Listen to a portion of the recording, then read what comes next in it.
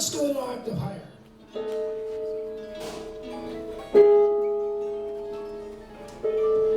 Yeah, that makes sense. So on the high E string, I've got a D sharp on the 11th fret. And then right underneath that, on the 10th fret, is a A. Now the tritone is found between the 3rd and the flat 7 of a dominant chord. Okay? So you got that? And then its resolution. And when it resolves, in this case, it goes to the 3rd and the root of the key of E here. I point out that both of those notes are just moving a half step in different directions. Yes. Trying to find Yeah, in this case. Okay? So, and then down here in the 6th string, let's do it down here. So I've got an A and a D sharp. Anybody got that? On the 6th and the 4th string. It makes like a little diagonal kind of shape, except on the G and D strings. When you do it there, it's that I have a fret in between. So you can use the shape to help you too. So he's here. Got that? Everybody got that? There you go. So that's, again, a 5-chord resolving to 1. All right. Now, let's invert that interval. In other words, in this case, we've got an A on the 5th string and a D sharp on the 3rd string. But now what we're going to do is we're going to invert that, and we're going to keep the note of D sharp on the 3rd string, and we're going to put the A on the 2nd string. Okay, now this resolution is going to go down. The A is going to resolve down to G sharp. The D is going to move up to E.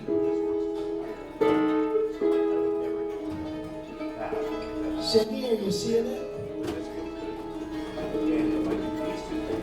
Everybody got that? Okay. Dissonance to consonance. Okay. 5 to 1. Which are pretty good odds.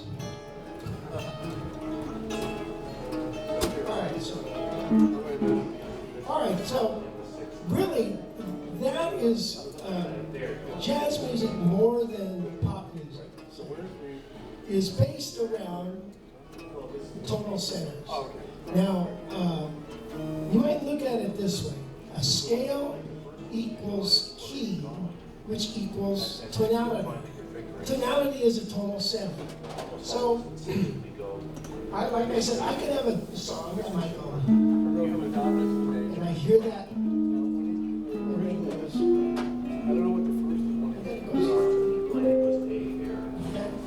Goes to different tonalities. Tonal centers are moving throughout the song. And you have to move with them. All right. Now, when you play a major scale, well, let's first do this. Can you all play a major scale, an E scale, starting on the note E on the 5th string, 7th fret, and I want you to play an E scale, 2 octaves.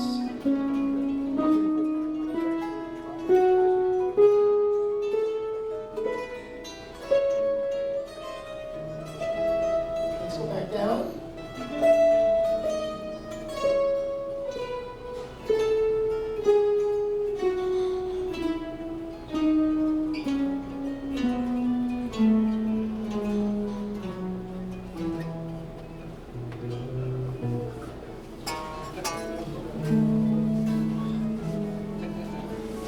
Okay, so, all right, everybody got that? Let's play it again.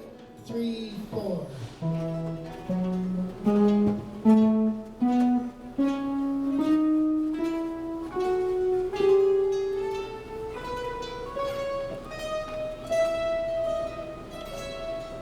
Descending.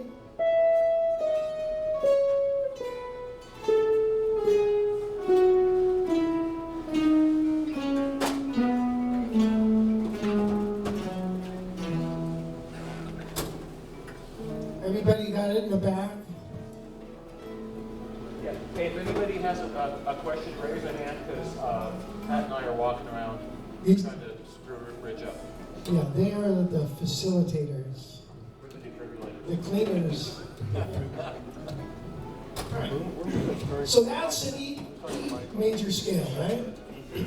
When you think about what a scale actually is, it's called a tetrachord.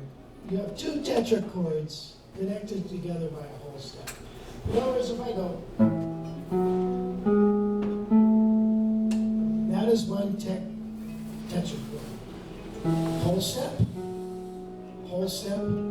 half step. And then we skip a whole step, and then we do it again. Whole step, half step. Try that. Try it. Go like this. You know, Alan Holdsworth. Did you ever get to see Alan play? Yeah. I never saw him live. Okay. Yeah. Yeah.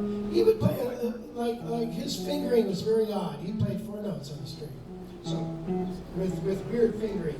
But we could just do it like this. You do a slide, and then 3, 4. Everybody got that? Okay.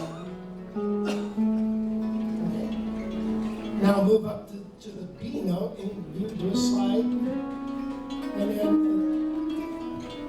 So now your scale looks like this.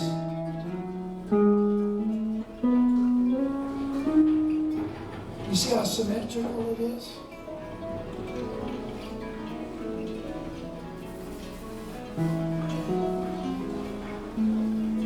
Okay. Now, when you listen to that scale closely, doesn't it sound like that's the end of it? That could be the end. In other words, you've got 1, 2, 3 tones pointing to this.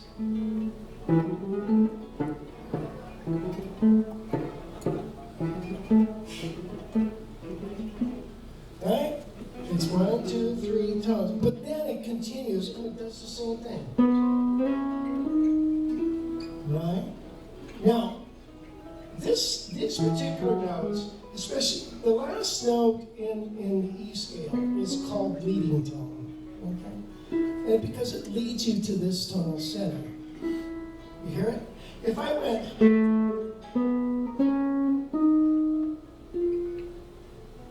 there's something wrong with that, right? How come you can hear that? Does that sound right to you? Either make your head go like this or like this. That doesn't sound right, right? That doesn't sound right. Right? So it's those tones leading to this tone. Same with the first half of the scale. First half of the scale, that could be.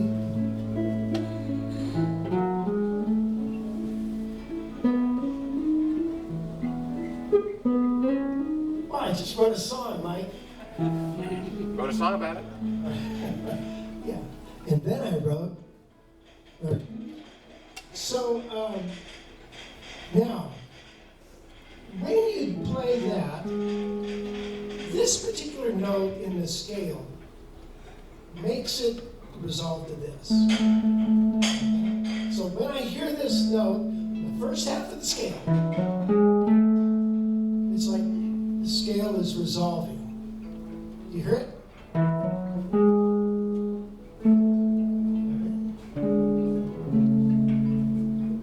All right, the second half of the scale sounds like it's resolving.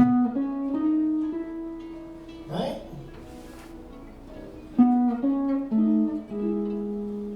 All right, so now we're going to do something that's really fun. Let's go back and play this E scale again.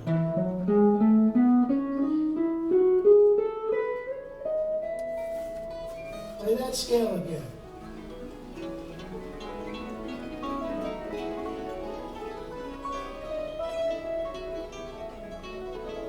Everybody got it? Okay. But now let's play it. Let's play it like this. Now let's play it backwards.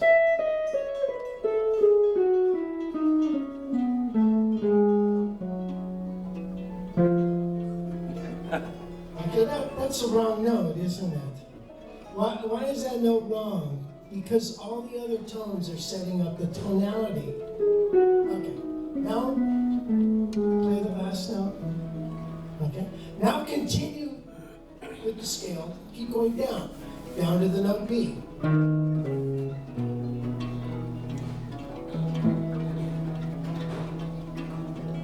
Okay, so now we have, if from the E here we're going, so we're playing a tetrachord backwards.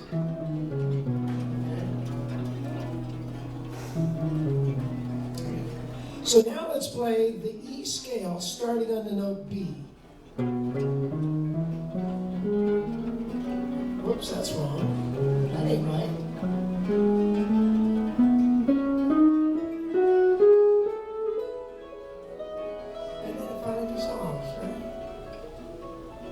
Can everybody do that? Mike, can everybody do that? Do I? What? Do a mixolydian scale, starting on B. B mixolydian. Oh, B like boy mixolydian? Huh? Like Yeah. B as in boy? Yeah. Okay, now I just played an E scale, right? But I started on the note B. Right?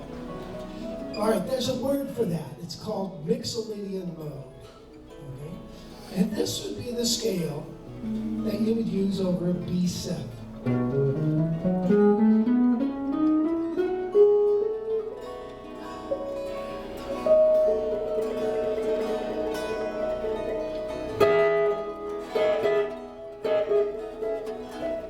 Okay?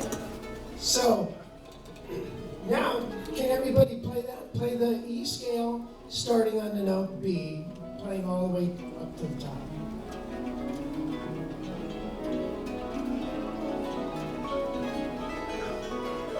So you're borrowing the fingering of E major, but you're starting on the note B. Pat, Okay. could you help CD? Tim, do you have that? B of E major, only not starting on the E, starting on the B. Okay, so, everybody got that? Until ending on the E. No. Oh, You have, it's kind of like you have a new starting and ending point within the confines of E major. All right. Now what we're going to do is, pardon me. So that is a B7 scale. So play a B7 or a B13 chord, and then play that scale.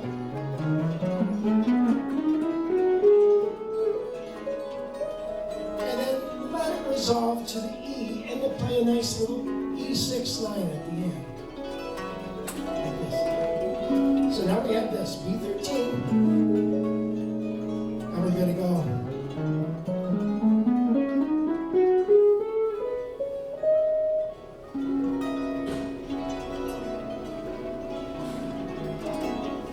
Everybody got that? If you're not sure, wave a hand. Doesn't matter how tight it is. Richard, you need help? No. No, I mean, did you get it? Yes. Oh.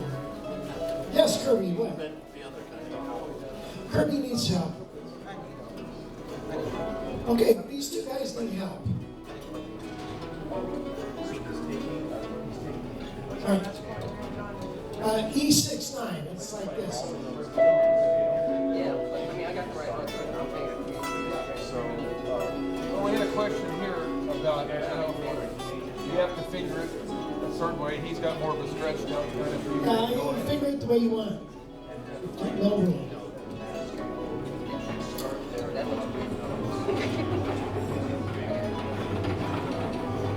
So you're playing an E major scale, but you're starting on the 5th degree. And you're playing a B. So that is called a B mixolydian mode. Right? Yeah, okay. One thing you might remember too,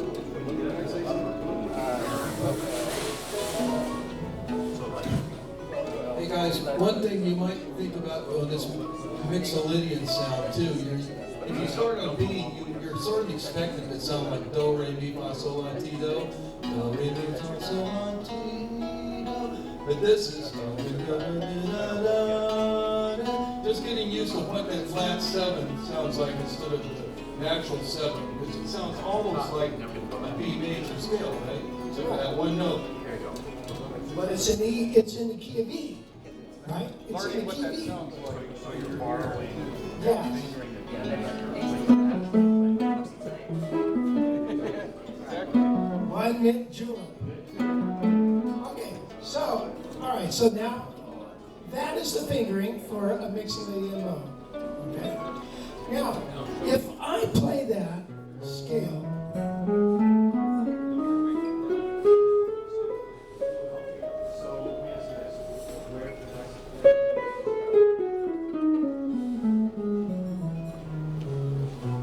don't you eventually want to hear it finally go and resolve somewhere, right? So, all right, so, in other words, the B7 scale is B13, play B13, play that. You can learn to play it just starting on the note B here.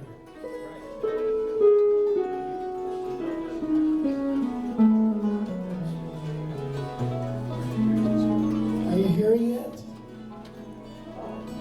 Play it? Okay, everybody can play it? All right. So, here is a wonderful exercise for you, okay? And that is to play a B13, let's say, and play the E scale starting on B. That's all you're doing. And then resolve it to a nice little 6-9 chord. Then move down 2 frets and play A to D.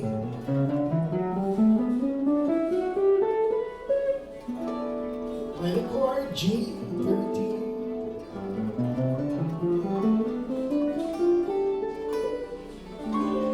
Okay? All right. All right. Now I want you to do this. I want you to play from a B note and play the B Mixolydian mode.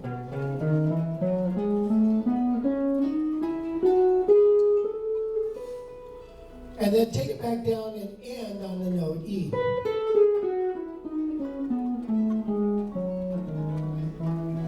Do that, okay? Can you do that?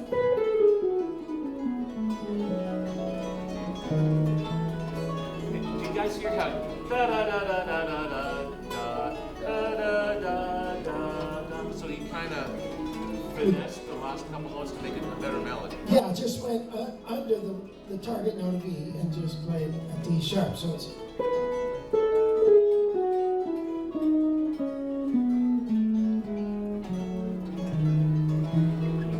Using the leading tone. using the leading tone. All right.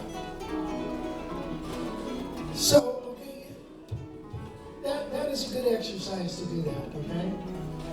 So, you have to think a little bit when you do this exercise. We're not just going up. Yeah, you got to think, this is an E scale. I'm starting on the note B, okay? And then an E scale starting on the note B and resolving it. Is everybody on board with that? Richard? Lawrence? Okay. All right, now so now you've got an E scale in this particular position, which is called the A position, like this. I don't know, you might be playing it differently.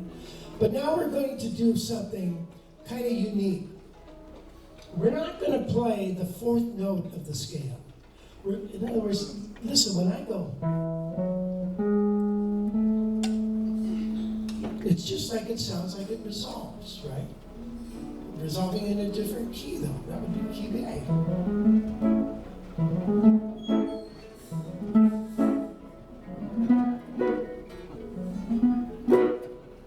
The free key, the good key, all together. Okay, so what we're going to do is we're going to eliminate the fourth tone of the E scale. Let's all play that. So you're going to go E, F sharp, G sharp, B, C sharp, D sharp, E. And eliminate this A. We're not going to play that. We're going to... And then you can resolve it if you want. So now our scale sounds like this.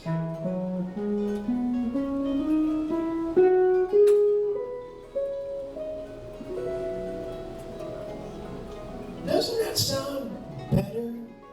Because this really sounds like a scale, doesn't it? But this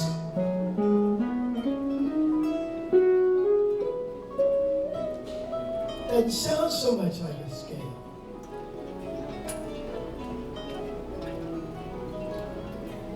You got that? How are they doing, Mike? Progress report, Mike. So he's taking the fourth of the scale and treating it like that relative that comes to Thanksgiving and ruins it for everybody. You're out of here. Yeah. Goodbye, Uncle Joe.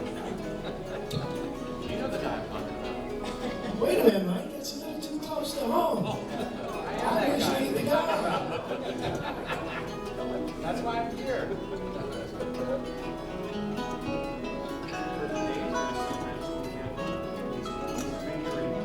Okay, so there's a word for that scale. It's called major hexatonic.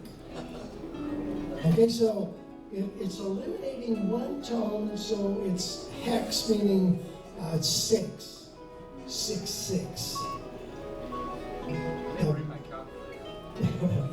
So it's called a hexatonic major scale.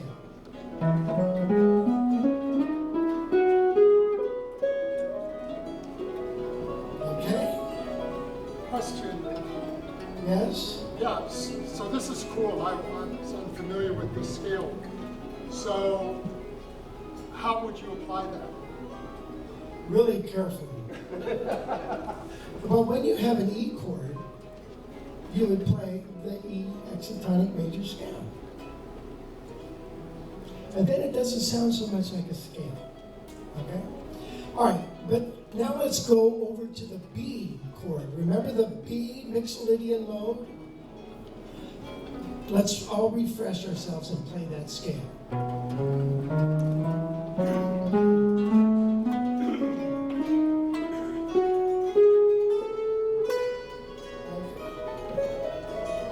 You don't have to resolve it if you don't want to. But let's eliminate the fourth tone of that mode. Okay? So now if I play a B7, B13, or whatever, I'm going to play a scale that sounds like this.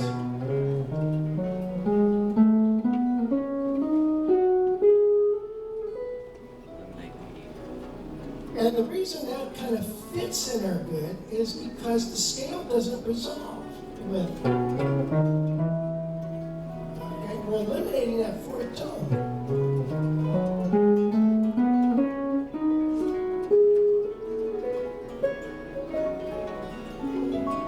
So play that scale.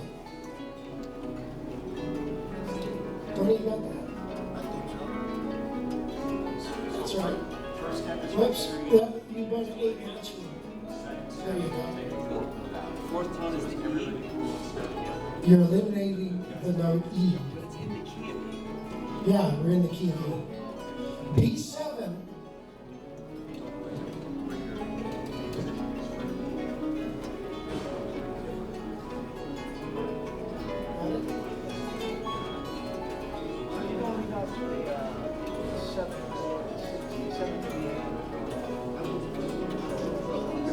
Just leave out the fourth tone. All right. Martin, or somebody asked what key this is in. Okay, that would be in the key of E. Okay. The reason it's called dominant is it points towards the tonal center stronger than any other chord. Here's why. Look at it this way.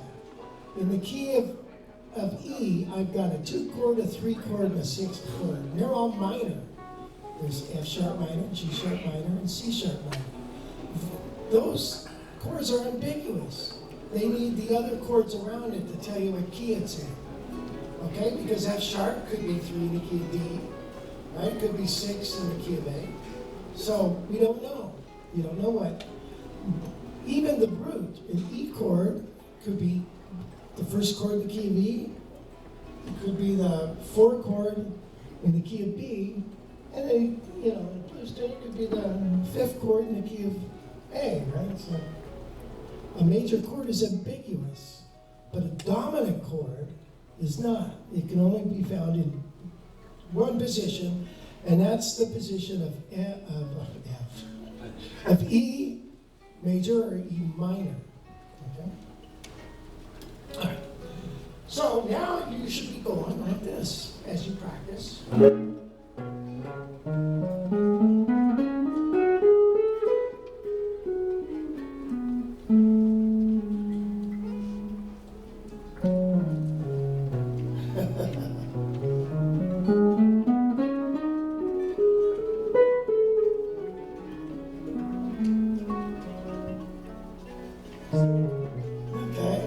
Could you do that? Could you do that right now? B hexatonic up and down.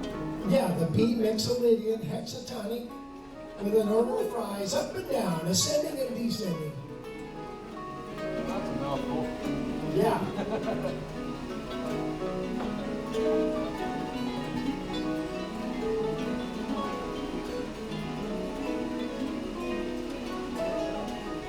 It might be helpful if you're not do the whole thing, just to play the first 4 notes or so, 5 minutes, and then as soon as you see what that is, you add the rest of it. It might be easier to visualize sometimes.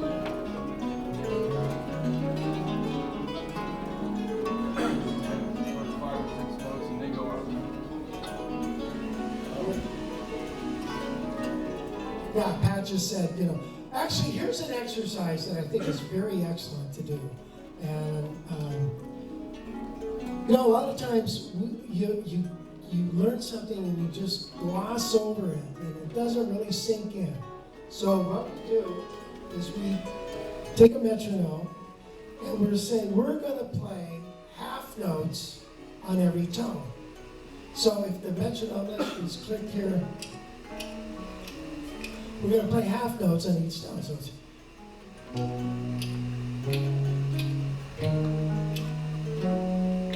let's all do that together. Make sure you got it right. 1, 2, 3, 4.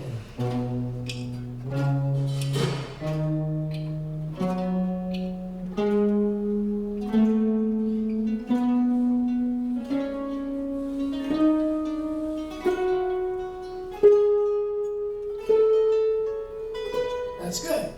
Okay, now let's come down on the E major hexatonic. Now, we're not going to play any A notes. Okay? So from here, we're going to go B, G sharp, A, F sharp, excuse me, E, D sharp, B, no A. So now we have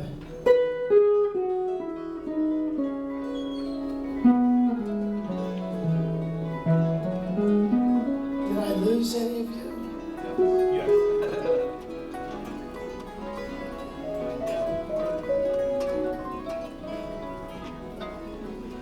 Yeah, so we've got a B note here, an A. We're going to play the A in this case. What did I say? No, we're not playing the A. Skipping the A, so G sharp, F sharp, E, D sharp, C sharp, B, no A.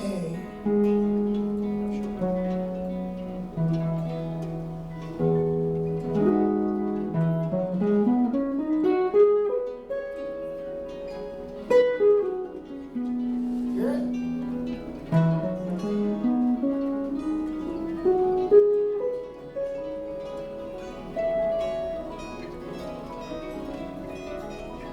All right, practice that for a second. So we're going up on the Mixolydian mode minus the note E, but we're coming down on an E scale, and we're going to X out the note A. Sounds complex, doesn't it? That's right. Now D sharp, that's right. And a B, no A, that's right.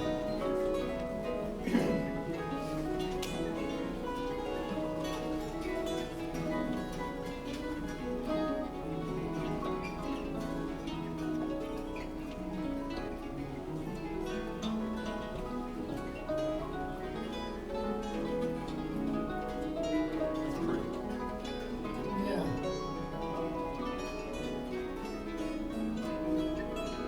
Where are we? Same thing, hexatonic? Excuse me? Are we still doing the hexatonic? Yeah, on both major and the Mixolydian mode, yeah. Okay, everybody got that kind of?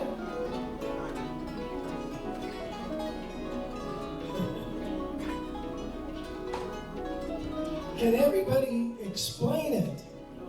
Now, if you can explain it, then you can learn it, right? What does hexatonic do on a major scale? It takes out the fourth degree. What is the hexatonic approach to a Mixolydian mode? It takes out the fourth degree. That's easy, right? So you have less notes, but isn't it amazing it's harder to play? Because you've inundated yourself with major scales for so long. It's like you keep trying to get off of crack cocaine. Yeah, but you could like Not that I know. move into, Rich, wouldn't it be like a jumping point here to move into triad pairs? Taking that fourth out because you got a 6-note scale. I don't know. I'm just asking your advice. I don't know. I'd have to think about it. But now let's do something different. Now let's make it minor. Okay? So we're going to use. What's wrong, Richard? Okay. All right. Let's use a E harmonic minor scale. You remember that scale? So we start on E, and we lower the third.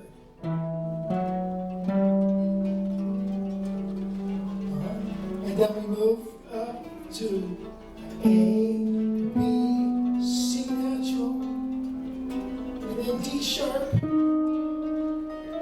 then E.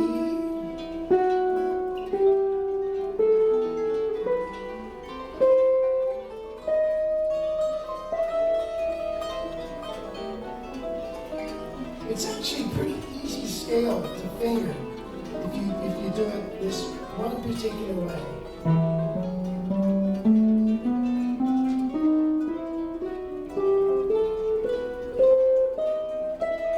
So I'm going these 3 notes on the 5th string,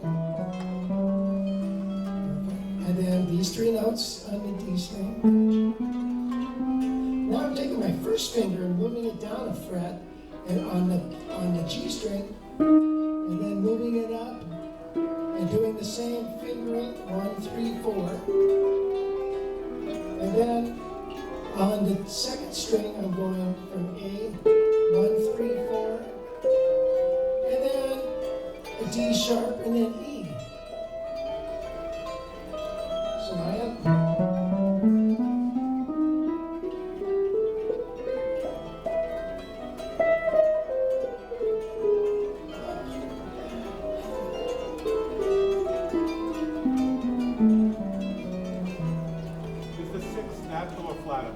Flat.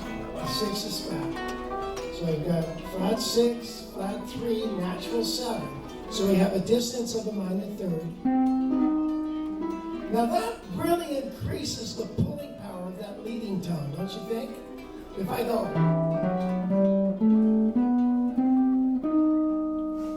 you've got to be able to hear the next note. Right? Yeah. Yeah. Right. So these notes are really setting up the tonality. Okay.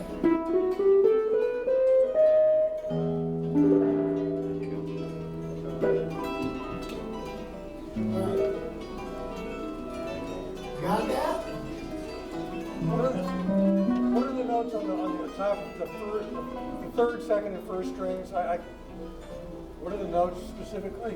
Okay, on the third string, all right, let's start all over. Okay. Play this note on the seventh string. And then this note on the seventh string. This note on the seventh string. Move next string. Now, my first finger is going to go onto the 8th fret of the G string. And I'm going to slide it up. And do the 1, 3, 4. Then I'm going to move up a string, down a string and up a fret. And then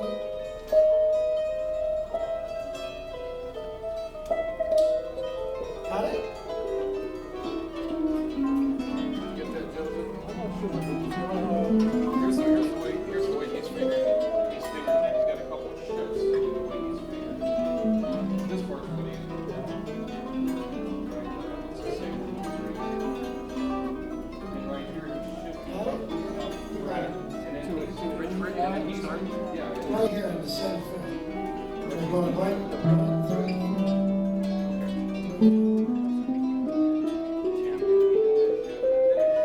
See how symmetrical it is? Oh.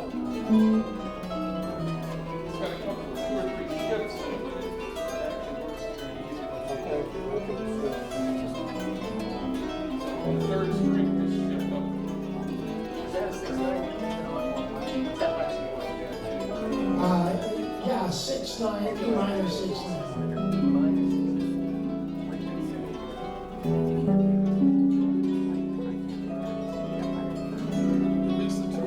All right, so you got that? Everybody got that? Is that an E minor, harmonic minor? Is that what that is? Yeah, E harmonic minor.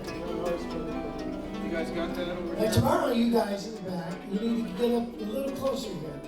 There's no foul in being over here.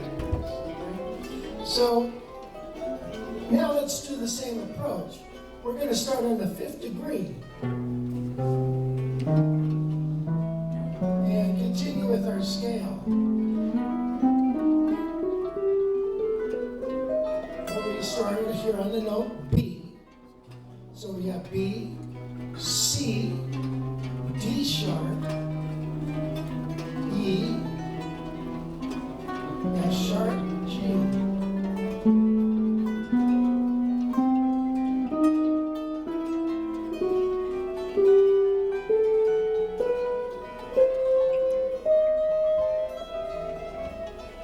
What does it mean to start on the 5th degree? Well, it's mixolydian. I don't know what it is in harmonic minor. There's a word for it, I'm sure. I've heard it called the mixolydian harmonic chord. It's the 5th mode. It's I like to call it dominant harmonic minor. But whatever. You know, there's so many terminologies.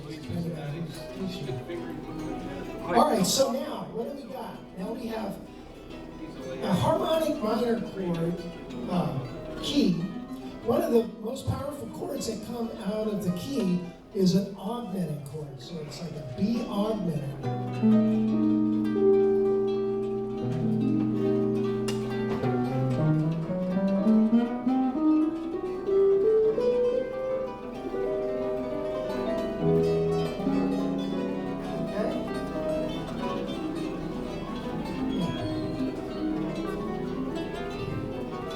All right, now listen to this. Play this augmented. Play this scale.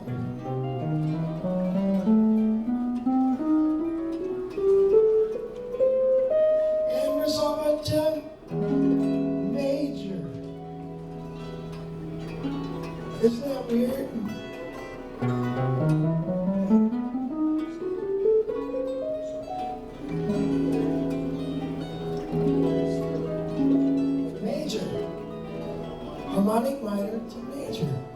Yes? Rich, what finger are you using for that auto? If you play that scale, you kind of Right here.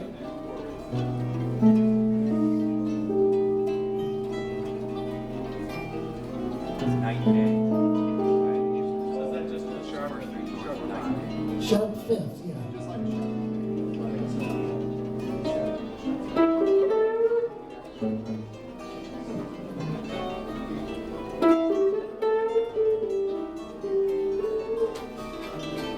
All right. So, when you think about it, harmonic minor, when you compare the notes of the chord to the notes of the scale, or vice versa, the notes of the scale, relative to the chord, you start with the note E. E does not doesn't work very well against a B augmented chord. It's not in there. All the other ones are. You've got F sharp, which is the fifth of B. You've got G, which is the sharp five of it. You've got A, which is the flat seven of B. You got B, which is the root. And you've got C, which is the flat nine. And then you've got a D sharp. So that's the third of the chord. So when I play an E harmonic minor scale over a B7, it makes that chord sound like a sharp five, flat nine. Okay, so that was sound.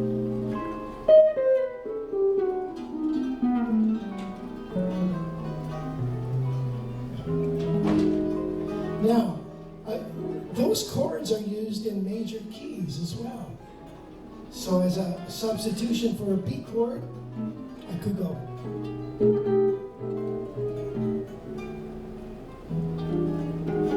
Now if I did that, I could play E harmonic minor starting on any note except E.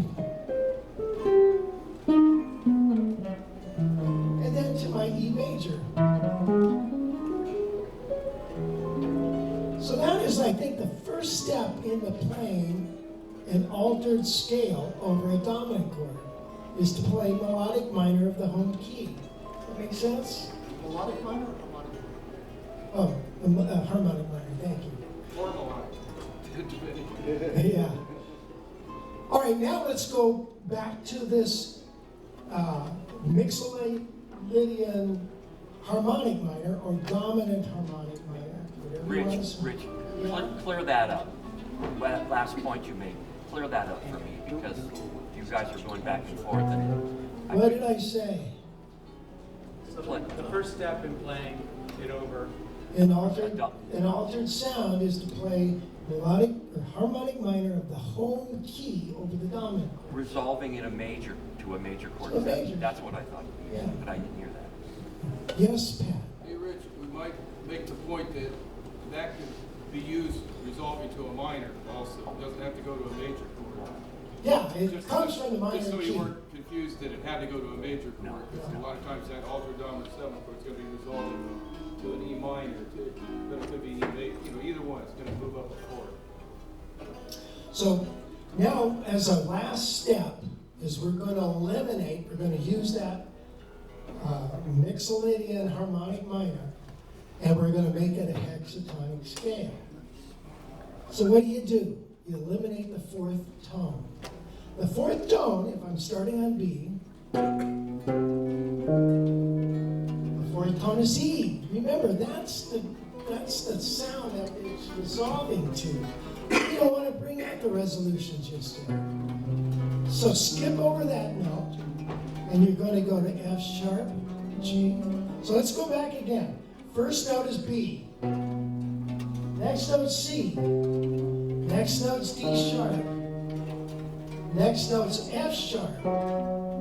Then G, A, B, C, D sharp, F sharp, G, A, B, C, D sharp.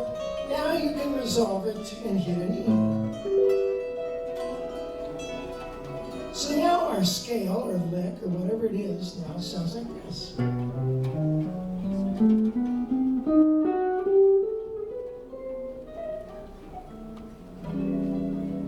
It doesn't sound so much like a scale now, does it? It sounds like notes in a nice pattern.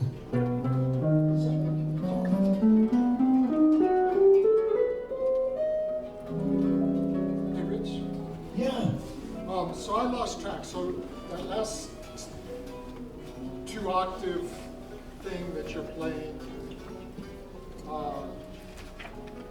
we started out based in E major, and so I got.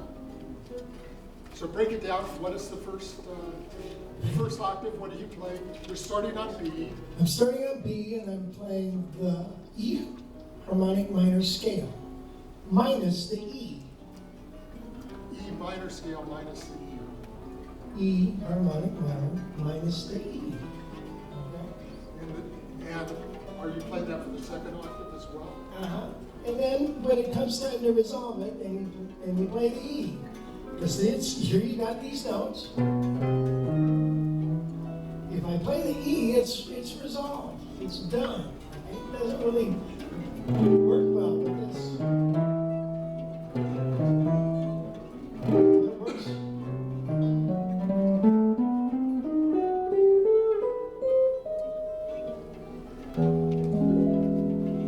It could resolve to major or minor. Yes, Pat. Sorry, can I add one thing? That note that he's having you guys eliminate, which is the fourth on both those chords, is also a very dissonant tone to those two chords. He's talking about in a major scale or either one of these. The fourth is sometimes called an avoid tone. Right. I mean, if you listen like to a B7 chord, if that fourth, it's really unresolved against that chord. If it's used, it has to be like a passing or chromatic type note. You're not going to land on that note and hold it unless you want to be really dissonant. Same thing on a major chord. Here's an E major 7. If I sing the fourth of that, which is an A, totally unresolved. So the note he's eliminating is a note that's very unresolved. You know, it doesn't mean you can't play it at some point, you know, weaving lines in and out of it, but that's an important thing to note how out that note is. Your ear will probably tell you that if you just try to sustain that note against those chords. You're probably going to Right. Sounds like I'm in the wrong key or something. And here's where you have to think a little bit, because if I have a dominant chord and I play the scale of the home key, I have to make sure I eliminate the worst note you could play is the root, right? So don't play the root, or at least don't start on it and don't end on it. Make sense? Yeah, so basically that key, that note is the root of the home key. Right. Yeah, the fourth of the dominant. Yeah. Okay, so to recap what we did, we took a major scale, right? And you learn to play it up here. And then we said, let's start on the 6th string, and we're going to start on the 5th note of the scale, and play the E scale. And now that became the Mixolydian mode. And then we said, let's eliminate the 4th tone of each one of those scales. First the E, which would be eliminating the note A.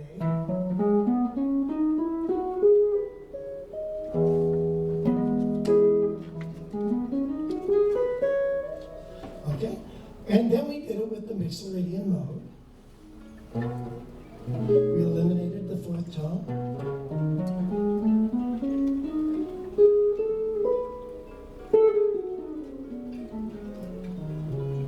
And then you can resolve it.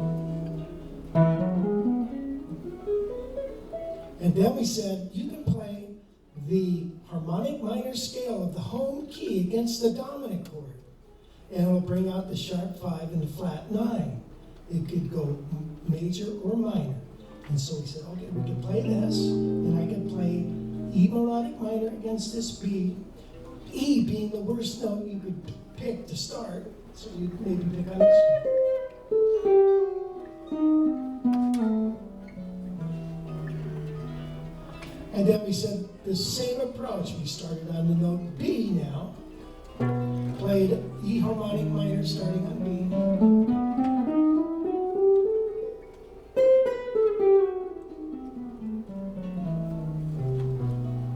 Okay, and then we said let's eliminate the fourth tone out of each one of those scales.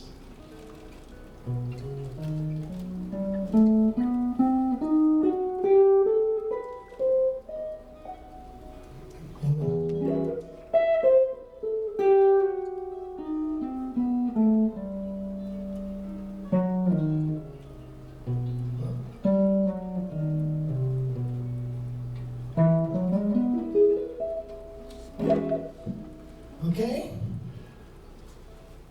Is everybody thoroughly confused? Yes. No, but my head hurts. Yeah. Okay, so what's the point of all this? We got a break now, but remember, I want you to work on playing precisely and working on your chops, but you also have to think while you play. Okay, so try to do that. Yes, Jim? Richard, that concept you just covered, will that work against the extensions of the dominant chord? When you're doing a 9, 11, or 13, it will work for all of them? You know, it depends on how, if there's a 13th chord being played, sometimes it doesn't work because you have a clash there. It depends on how hard those chords are being played. You know what I'm saying? If it's a big brass section, the piano and everything beating this chord, yes, it'll conflict. If you're just playing a little group, it'll go by quick. Okay? All right, let's yes, sir? So, when you're playing, are you thinking about these things? Or is it just Sometimes. coming natural to you? Well, you do them a lot and they kind of come natural, but then you kind of try to remind yourself, oh yeah, I think I forgot. Yeah, I better do that. So it's both. But the main thing is you want to think about what you're playing. That's what I'm trying to also get across is when you do play, your one note leads to another.